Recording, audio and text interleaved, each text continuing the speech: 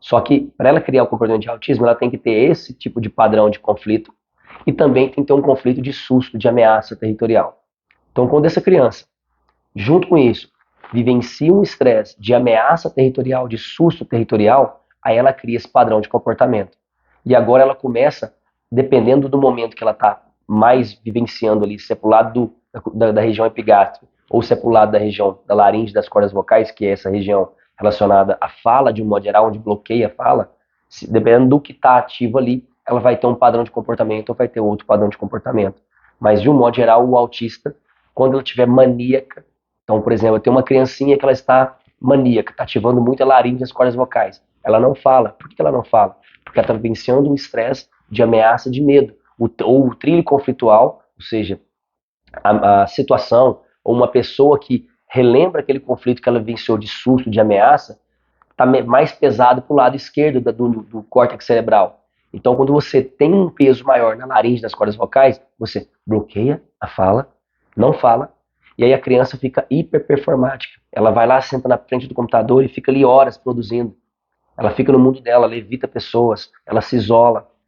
E aí você vai entender que quando ela se isola, se ela tiver ativação dos dois tubos coletores renais que tem relação com o isolamento, o que acontece com o comportamento dela? Ele é potencializado, porque você ativa os tubos coletores renais, começa a reter líquido, entra no padrão de comportamento de consternação, que você fica consternado, isolado, desalojado, fica totalmente no seu mundo ali, e é como se você tivesse perdido, você sempre tem que fazer tudo repetido para você não se perder. Então, é aquela pessoa que ela compra o mesmo carro, da mesma marca, ela sempre usa as mesmas cores, vê os mesmos filmes, sempre tudo repetido, porque ela não quer se perder. Teve uma vez, por exemplo, que eu atendi uma paciente que ela, para ela ir num curso, ela precisava que o marido fosse junto com ela, para chegar lá com ela e mostrar para ela assim, olha, você vai ficar nesse hotel, o quarto é esse, você vai descer nesse elevador, apertar isso, fazer isso, fazer isso. Por quê? Porque quando ela fica sozinha, ela entra nesse padrão de consternação. Ela entra na constelação do tronco cerebral. Então, o isolamento, o abandono, a solidão, a exclusão, você está passando por um momento difícil, sentir isolado, desalojado, expulso. Meu mundo inteiro desmoronou. Eu perdi toda a minha referência. Então, todas as vezes que você tiver uma criança que tem autismo, você precisa evidenciar, se principalmente quando é muito, o espectro é muito forte, muito avançado ou muito grave o autismo daquela criança, você precisa avaliar os tubos coletores renais principalmente, ou avaliar os outros órgãos que têm relação com o tronco cerebral, tá? Eu sei que às vezes pode ter ficado um pouco confuso, mas quero que você compreenda bem essa parte. O tronco cerebral são órgãos relacionados à sobrevivência. Lembra da aula lá do endoderma, onde eu expliquei que são conflitos de absorver o bocado ou eliminar o bocado? São conflitos assim. Imagina que eu não consigo absorver uma situação, ou absorver um nutriente, ou eu não consigo eliminar uma situação, eliminar um nutriente. Eu vivencio um estresse, e se eu tiver as duas ativações, eu entro no padrão de constelação esquizofrênica do tronco cerebral. E isso potencializa os outros programas biológicos. Eu posso ficar congelado, eu posso ficar ali no meu mundo totalmente paralisado, com medo de tudo. São padrões muito fortes. É a sobrevivência de um modo mais puro. Então a pessoa está vivenciando um estresse muito forte ali.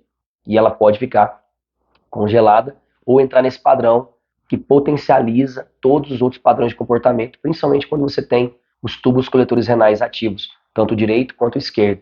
Então, quando eu tenho os dois rins ativos, começa a reter líquido. Aquela criança, por exemplo, que engordou, começou a engordar e não consegue emagrecer. Ela está se sentindo sozinha, isolada, desalojada. E ela sempre está fazendo tudo repetido, é como se ela estivesse andando em círculo. Se eu estou andando em círculo, eu nunca vou me perder. Então eu vou no mesmo restaurante, vou pelo mesmo caminho, vou para a escola nesse mesmo caminho, nunca mudo, porque se eu mudar, tem uma grande probabilidade de eu me perder de novo. Então aquela criança que às vezes foi para a escola e o pai esqueceu de buscar, ela pode ter ativado um conflito, por exemplo, de abandono.